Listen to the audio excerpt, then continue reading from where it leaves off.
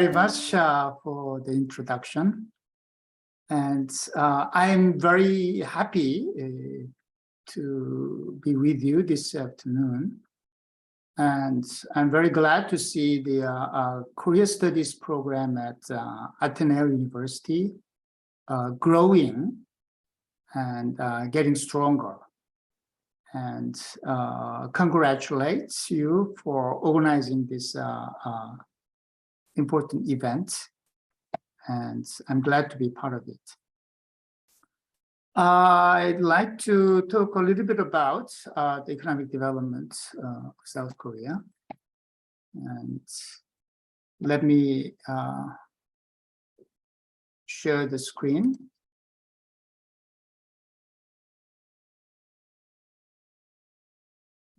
Have I succeeded? Do you see the screen? Yes, we can see it. Professor. Okay. Let me move along then. I'll talk about three aspects of Korean economic development. First, growth miracle. And the second topic is what I call resilience miracle. And the third and final topic is some current problems and issues. Okay. Well, everybody knows about a little bit about the growth miracle because Korea was very, very poor. When I was a little child, actually, we looked to the Philippines as a more, advanced and richer country. Well, it wasn't that the Philippines was a rich country, but we were so poor. We were significantly below the Filipino level of income when I was little. This is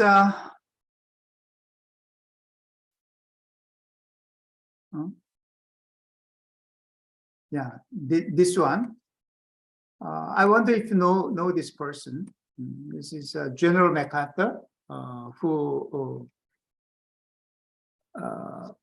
commanded the United Nations forces during the Korean War. And after the war was over, well, technically the war is not over. We only have an armistice agreement. After the armistice, he looked at the utter destruction of the country, and he said it will take them 100 years to recover from the devastation. However, we have been able to, in just about 2 generations, able to achieve very prosperous status. And the story of the rags from riches obviously implies that South Korean economic growth rate has been much faster than the rest of the world. And this is here from 1960 to 2016. This pink line shows how rapid South Korean per capita income increased relative to other regions of the world. And as a result, by now, Korea has become one of the richest countries. In terms of purchasing power parity, you know what this is? This is measuring your income, not in your local currency, but in terms of international dollars, standardized, taking into account the different price structure and price levels across different countries, so that the different countries' income levels can be compared. And last year, in terms of per capita GDP in PPP terms, Korea was here,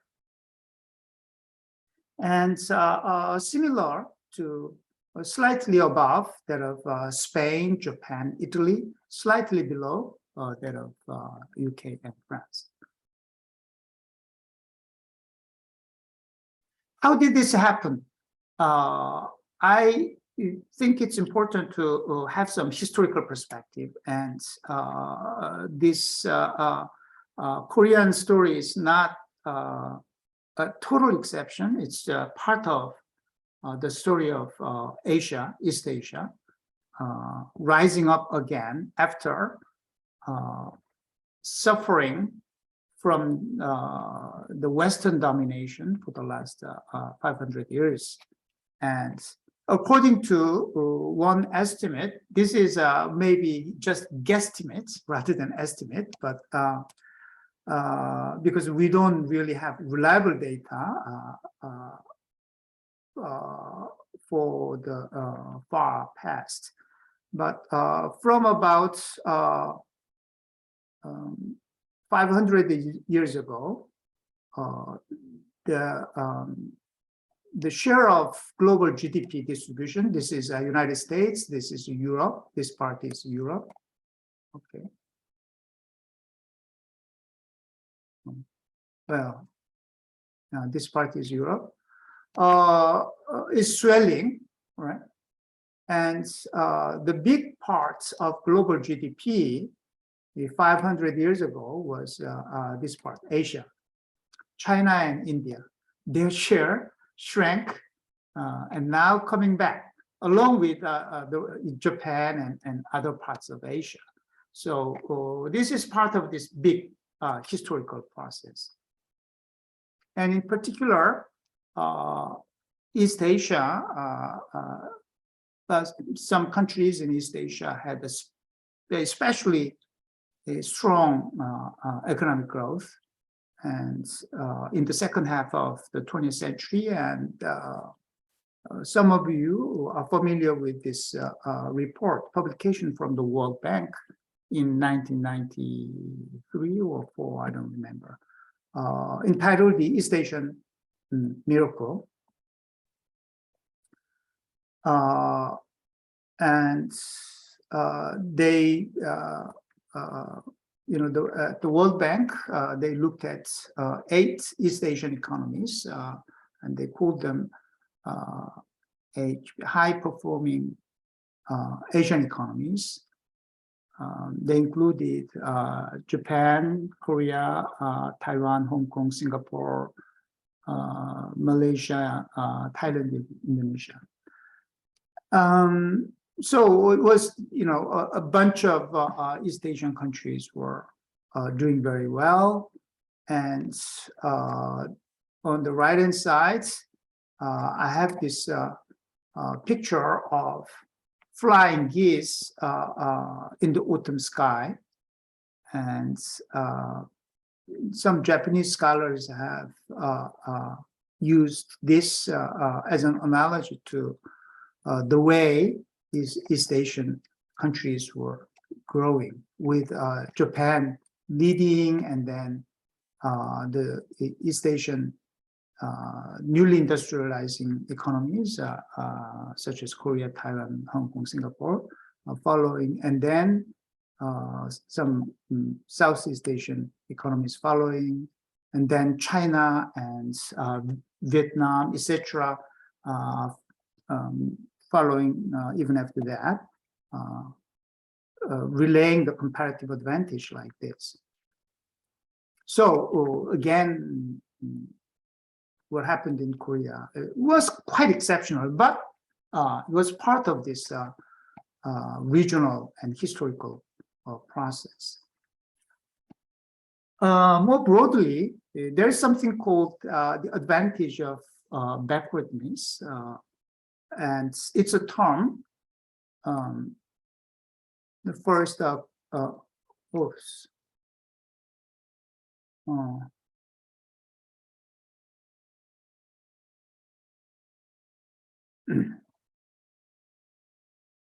don't know why it's not working. Alexander Gerschenkron, our economic historian, concocted this term.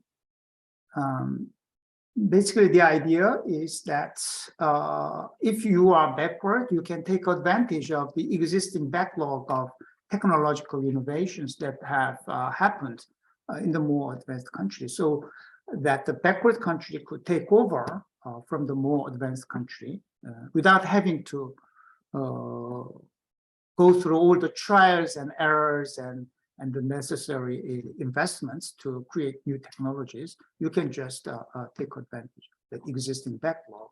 And this is what the advantage of backwardness implies. And it allows later industrializers the opportunity to develop faster. You are behind, but you can, once you put your house in order, you can grow faster so that you can narrow the gap. And often that kind of process is called the catching up growth. You are catching up with the more advanced countries.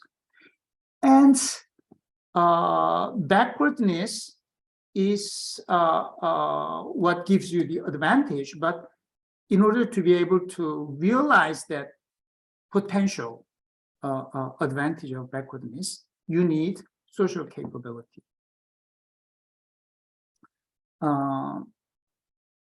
So this is a famous quote from another famous economic historian, Abramovitz, who said that advantage of backwardness is greater when a country is technologically backward but socially advanced. What does it mean to be socially advanced or to have high social capability?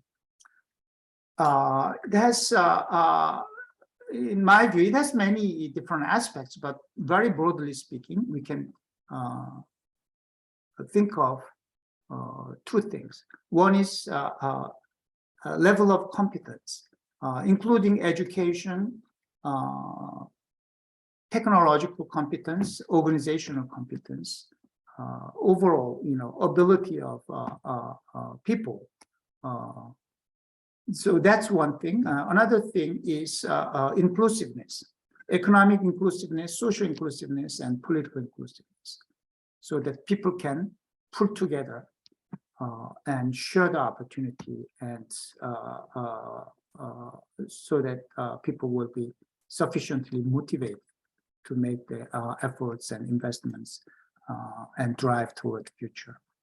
Social capability also enhances resilience in the face of crisis, which is something that I'm going to focus on in the next part. So that's the historical background. And look at some reasons, some fundamental reasons why Korea was able to grow so fast for such a long time. As I just said, social capability is very important, and Korea was, even though initially it was a very poor country, in terms of social capability, it was unusually very strong. We had very equitable social foundations before the takeoff.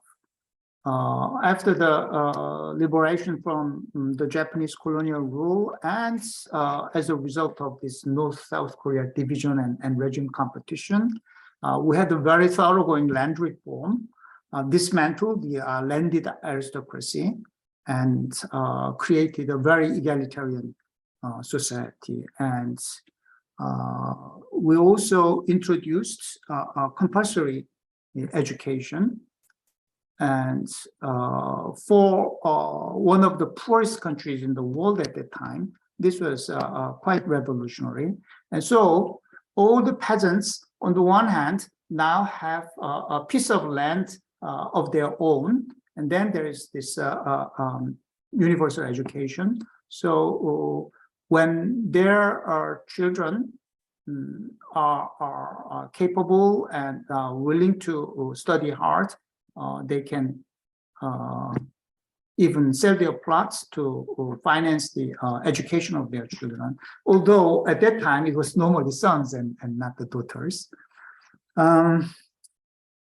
And then the government, upon the creation of the republic, introduced the civil service exam, establishing meritocracy and social mobility. This is a picture of students having a class outside because the school buildings were all destroyed during the Korean War. So this is during the war. So they invested a lot in education.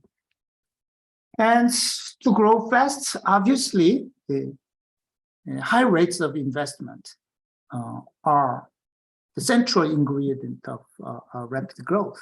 So the graph here shows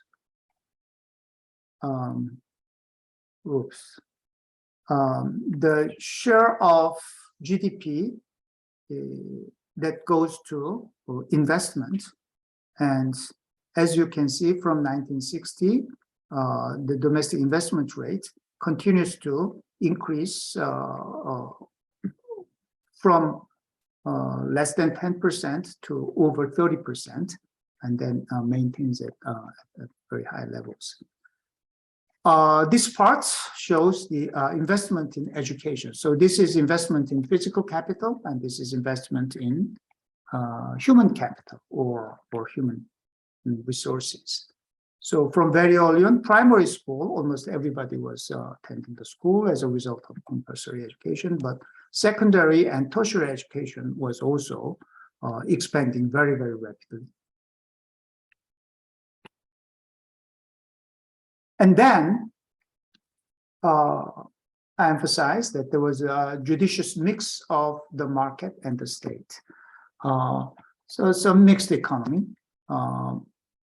Private enterprise was encouraged, and basically it was a private market system.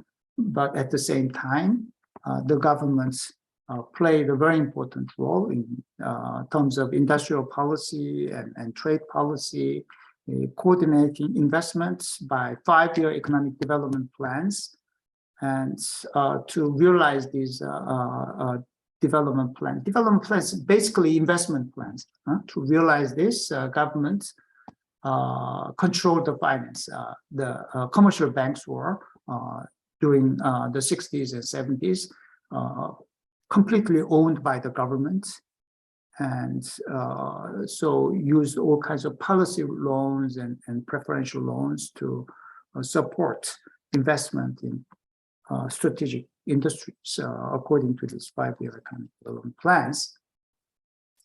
And also the trade policy emphasized export promotion. And at the same time, there was selective protection and strong capital control. So it was not simply, laissez-faire, open the doors and let the market decide. By no means it was that kind of, simple open door policy. That's why I call it a strategic integration, a very active integration with the global markets, very outward-oriented development policy, but not letting the market decide. Government with the plans promoted certain industries, protected domestic industries, and so on. And this shows different aspects of 5-year economic development plans, and the rise of imports and exports. Initially, as you can see, exports are very meager, and to be able to grow fast, you have to invest a lot. And investment means you need imports. You need to import capital goods from advanced countries. And so you need foreign exchange. So you have to increase exports to on the foreign exchange. That's how the logic went.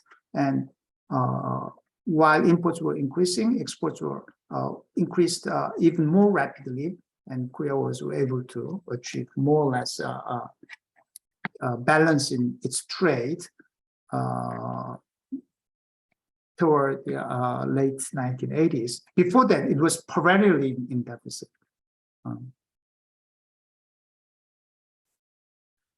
But in a lot of developing countries, if the government is heavily involved in running the economy, often it breeds corruption and inefficiency.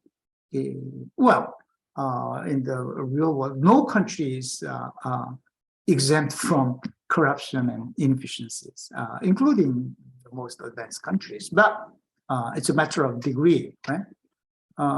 Korea was relative to other developing countries. The government was pretty efficient, capable, and there was corruption, but the degree of corruption was relatively contained. I guess to some extent that has to do with the character of the then dictator and leader of this economic development efforts, Park Chung-hee. But very importantly, the design of the industrial policy was such that the incentives were based largely on firm performance.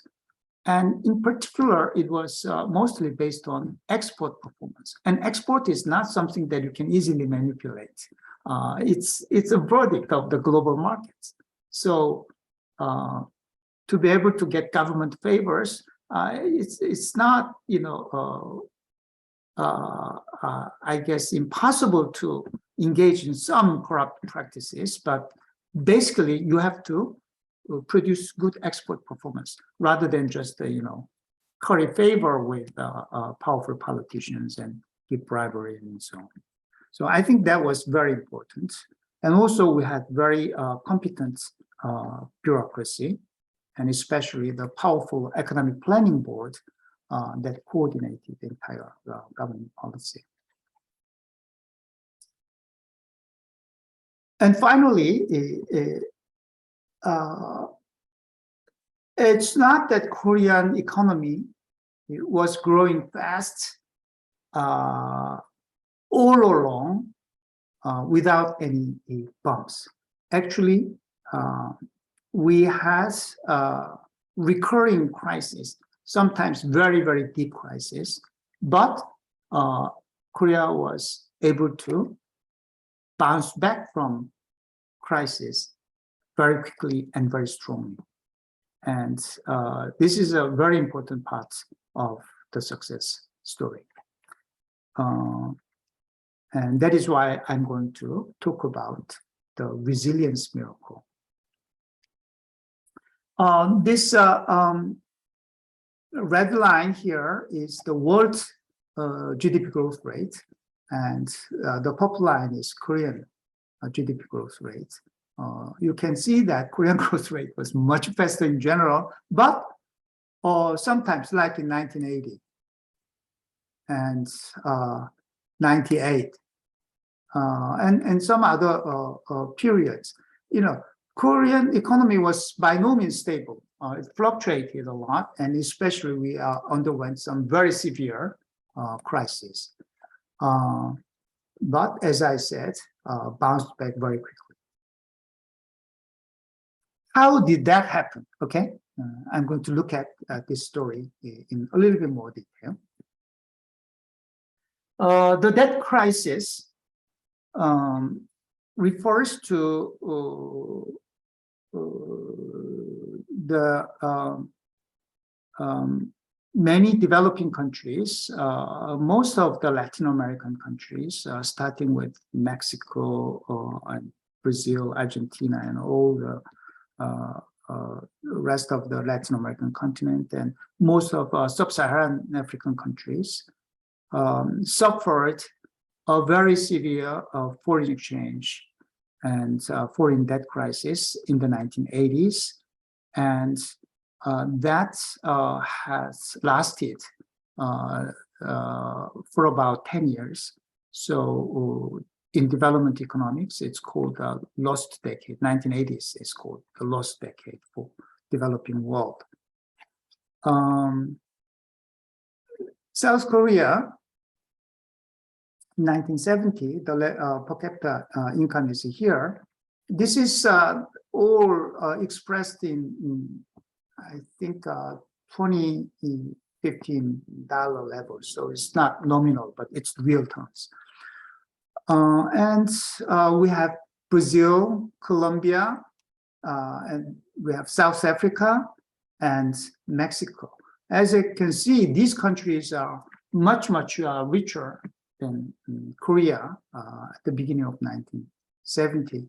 1980 is still, they are, the gap has, well, not even the gap has been narrowed. It's still, they're much richer than Korea. But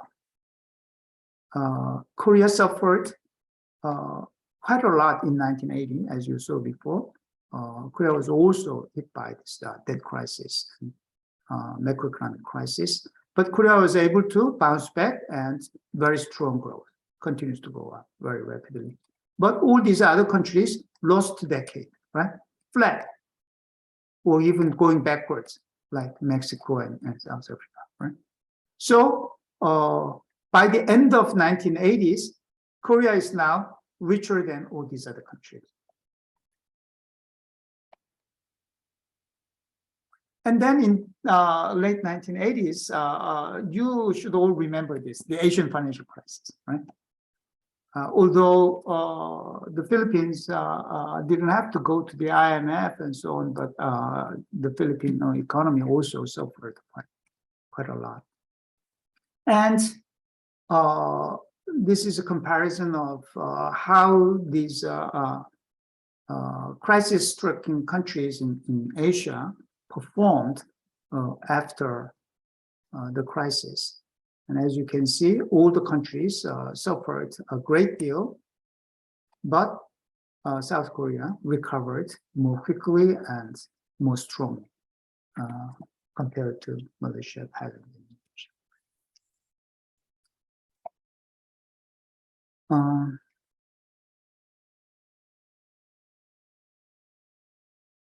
Then 2008, there was a global financial crisis, and especially after that, afterward, the Southern European countries had the Eurozone crisis.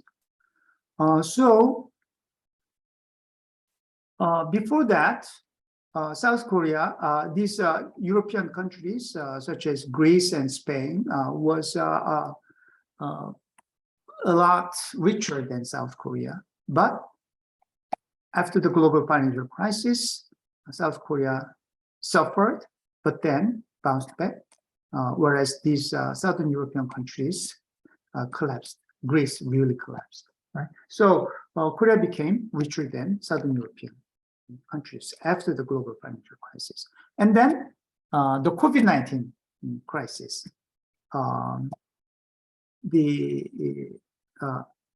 I don't want to go into these detailed numbers. Suffice to say that among the richer countries, Korean economic performance over the last 3 years has been the best.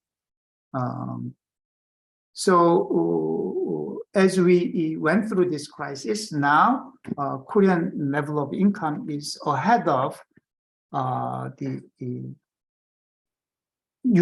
average European Union level of income. So going through all these major crises, Korean resilience was better than other countries, and as a result, Korea is able to go up the ladder of the income rankings, and now comparable to the rich European nations. And this means going through different phases and different crises, Korea was able to carry out major reforms that were necessary. And at the start of the big, takeoff, I'm sure you all know a little bit about Park Chung-hee and his efforts to modernize Korean economy. And often social scientists characterize his government as the developmental state, or sometimes with the adjective authoritarian. What does it mean, authoritarian developmental state? Because politics is authoritarian or dictatorial, but the government is quite strongly committed to economic development. So we have state-led industrialization, as we saw earlier, based on the government financial control. This picture shows this is a picture with the stadium is filled with lots of people doing this card show, mass card show, and there's a display of some heavy weapons, and I guess this is something that reminds of what happens in North Korea, not South Korea these days. But this is what was happening during his reign. So this is the authoritarian part, and this is President Park Chung-hee, presiding over monthly export promotion meetings at the Blue House. He was really committed to export promotion, industrialization, economic development. But this excessive drive toward growth and investment led to macroeconomic imbalances, high inflation, big current account deficits, and the foreign debt crisis after the U.S. Federal Reserve Board decided to kill inflation of the 1970s by raising interest rates. That produced a shockwave to the developing world, and highly indebted developing countries all went into big troubles, and Korea was one of them. But mostly it was Latin American countries, as we saw before, and the sub-Saharan African countries that really suffered the most. In Asia, it was Korea and the Philippines, actually, the two countries that really suffered. But Korea was somehow able to get over this crisis very quickly. And that is this liberalization. The overheating produced macroeconomic imbalances in 1979, and then it was entering into crisis proportions in 1980. But Korea was very quick to react to this by stabilization measures, and then Korea pursued a gradual liberalization of trade and finance throughout the 1980s. So now some aspects of this is interest rate and inflation rate. Let's just look at inflation rate. Inflation was very high during the 70s, but it was stabilized, and inflation was remained at very stable and low levels afterwards. So this was successful stabilization and liberalization. But liberalization became more radical after democratization, which happened in 1987. As a result of economic growth, the middle class swelled, and they didn't want to have this authoritarian politics, military dictatorship anymore, and the course for democracy led to the demise of the Chun government. And in 1987, we had direct presidential election, and we call it democratization. Something similar to the Filipino people power revolution. But I guess many Filipinos are not very happy with the way Filipino democracy is working. We Koreans are not too happy about how this K-democracy is working. Well, Americans have their own problems, and democracy is not such an easy thing to run.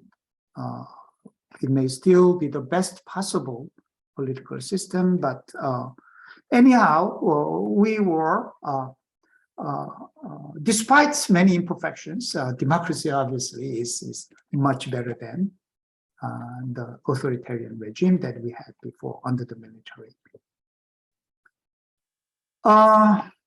But after democratization, the government kind of embraced the neoliberal ideology along with the rest of the world, I guess. And along the way, especially financial liberalization was carried out in an irresponsible manner. And Korea was made vulnerable to external shocks. And at the time of the Asian financial crisis, Korea was hit very, very hard. There was excessive investment, rising debt equity ratios, and the corporate profitability was terrible, and so the financial crisis started with foreign exchange crisis, but it translated into the whole systemic financial crisis and economic crisis. As we saw before, Korea was able to make a very quick recovery. One of the most impressive recoveries from this deep financial crisis, with massive financial restructuring and corporate restructuring and liquidity support. The extent of restructuring can be seen by this observation that 15 out of 30 largest chaebol groups, chaebol groups, the big, family-controlled, not completely, but mostly family-controlled business groups. Half of the 30 largest chaebol groups liquidated, disappeared. Okay. So after that, there was a lot of strengthening of the financial and corporate system after this restructuring and reform. And as a result, at the time of global financial crisis, Korean economy was much stronger and was able to withstand the shock better, although it was a pretty hard blow. So the banking sector non-performing loan rate was much lower than at the time of the Asian financial crisis. Capital adequacy ratio is much higher. Corporate sector debt to equity ratio is much lower, and so the financial health was much better. COVID-19, of course, Korea was, in terms of early testing and tracing, Korea was very good in COVID-19 response. And the latest Bloomberg COVID resilience ranking that was published at the end of June put South Korea on top of the world in terms of the overall response to COVID. Why do we have this high level of resilience from crisis? Resilience is one of the hot button words after the pandemic, right? Everybody's talking about resilience.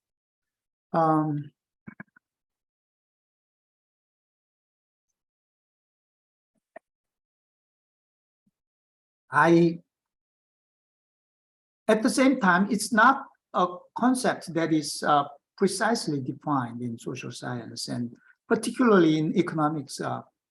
Resilience is not a well-defined concept, and I don't know of any serious studies of sources of resilience within the economics discipline.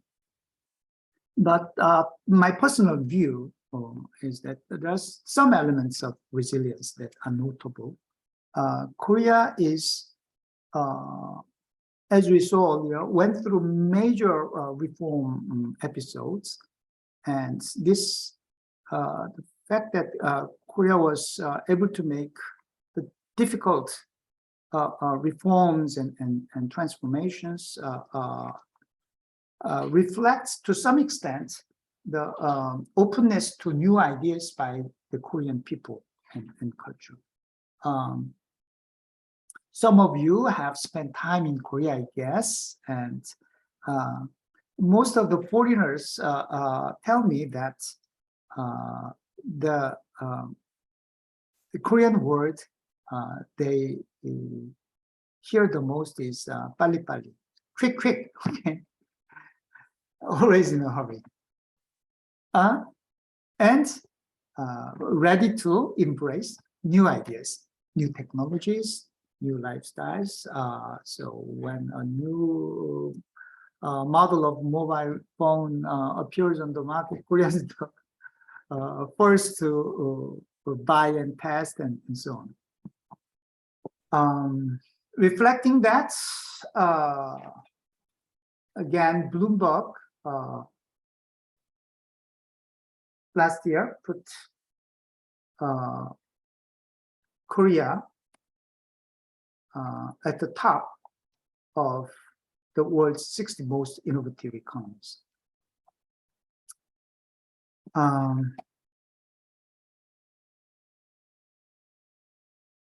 Where did it? Why should I? And strong collective identity. I don't know whether this is a good thing or bad thing. I want Koreans to be more relaxed and more open and more embracing other cultures and other peoples. But anyway, Korea has a very strong sense of, Korean people have a very strong sense of collective identity.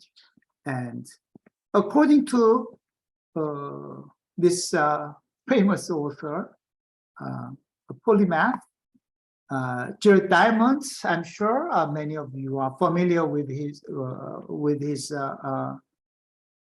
books, including Guns, Germs, and Steel. And one of his books entitled Upheaval, How Nations Cope with Crisis and Change. He goes through many different case studies. Korea is not one of them, but he points to a strong collective identity as one of the important sources of nations in coping with crisis. And Korea actually impressed the world by this gold gathering campaign during the Asian financial crisis, which is, by the way, called the IMF crisis in Korea.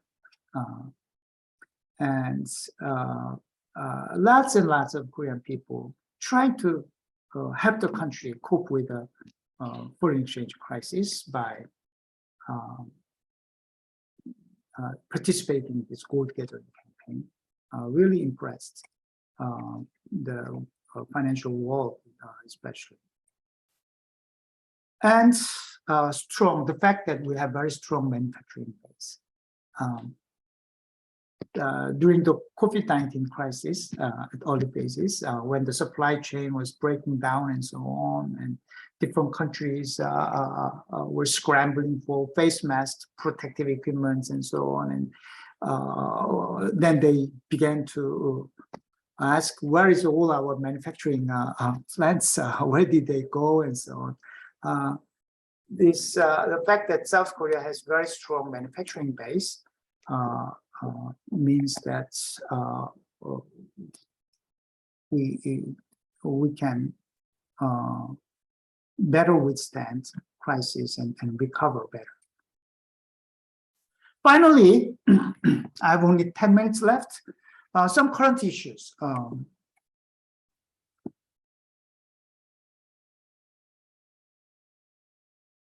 Slowdown of growth. We cannot keep growing very rapidly forever, right? Because we grew very fast, taking advantage of backwardness, and we are not backward anymore. So obviously, it's very natural that growth rates decline. So if you look at decadal average per capita income growth rate, looks like this is 70s over 6%. Sorry, 60s, 70s, almost 11% for 10 years. This is amazing, right? But 80s, 90s, and then very substantial slowdown. So continuous slowdown, but now only slightly above 2% during the 2010s, and headed to even lower levels of growth. So last year, OECD produced this estimate for a potential growth rate. And it says in the 2020s, it will be slightly less than 2%, and then go to less than 1%. And just a few days ago, KDI published another forecast looking at 0.5% potential growth rate around 2050. So this is too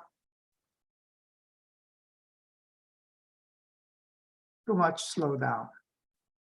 Why is this happening? One reason, per capita income increases for two reasons. One is each person is working with more capital, okay? Then you can produce more. Another is you are working smarter, more efficiently. So productivity is higher. Two things. So it's either investment or productivity growth. And basically what I'm showing is that in terms of investment, Korea is still investing a lot. The highest investment rate, Korea is here. This is Korea, relative to other OECD countries. What we have trouble is productivity. There are different measures of productivity, but in this context, the total factor productivity is the concept we need. And in terms of that, relative to the United States, total productivity was catching up with the level of US productivity, but then over the last 20 years, it's flat or even going slightly backward, right? This is where we are having problem. This is capital to labor ratio, how much capital each worker is working with. In terms of that, we are continuing to catch up with the American level, and we are almost equal to the American level, okay? But this is where we are having problems. And so then to close the gap of the productivity is increasing R&D investment. Is it going to be the answer? I say no, because Korea is already here along with Israel. They change places. 1 year Israel is on top, the next year Korea is on top. These are the two countries that are on top in terms of the proportion of R&D spending in GDP. We are already spending a lot on R&D. So we have to figure out ways, I don't have time to go into details, but, to use our R&D spending and capital investment more wisely. And more importantly, we have to focus on increasing organizational efficiency and improving human capabilities, higher education included. Another aspect of this declining growth, and actually the most decisive factor, is demographics. Well, the fertility rate in Korea is amazingly low. East Asian fertility rate is in general very low, but even among the East Asian countries, by far the lowest. And last year it was only 0.8. To be able to maintain the population at stable levels, the total fertility rate, that is the number of children female is expected to give birth to over her lifetime, has to be around 2.1, but it's only 0.8, and this year it's expected to be like 0.75 or something. Amazing. And to have, now it's being translated into declining population, not so much in terms of total population, because the people are not dying as much, but in terms of the number of people at their productive age declining quite significantly. And if our economy growth rates declines as a result of population decline, per capita income doesn't have to decline, right? But this low fertility rate implies change in demographic structure. So productive population is shrinking, and we'll have more and more old age people and less children. That means even if these production age people work hard, if you divide the output by the total population, will be smaller, right? So that is a very important reason why the potential growth rate is going to continue to decline.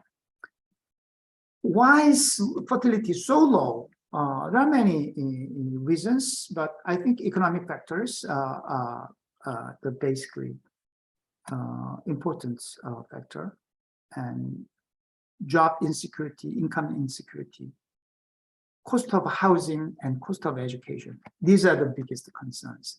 And the importance of economic factor in fertility is can be seen by this graph. This is a Korean male in their 30s, and according to income decile levels, so the poorest 10% to the richest 10%, and if you are poor, only 20% is married. If you are rich, almost 90% is married, and this is almost straight line. So you can see economic factors is highly important in the marriage decisions and childbearing decisions. And there are also cultural factors. We hardly have births outside marriage, and then there is this big gap in gender role expectations. So female are not as inclined to get married as the males are. And there is well-being deficit. Although Korea has become very rich, people are not so happy. According to UN Happiness Index ranking, while the Korea's per capita income ranking is continuing to move up the ladder, in terms of UN Happiness ranking, Korea is moving backward. So being rich is not necessarily everything, right? Despite the enormous rise in material standards of living, not so happy. It has a lot to do with too much stress from excessive competition, big inequalities, poverty, and too much materialism, measuring your worth in terms of how much money you make, and stress from insecurity because of the lack of inadequacy of the social safety net and social support. So I guess many of you are fans of Korean culture.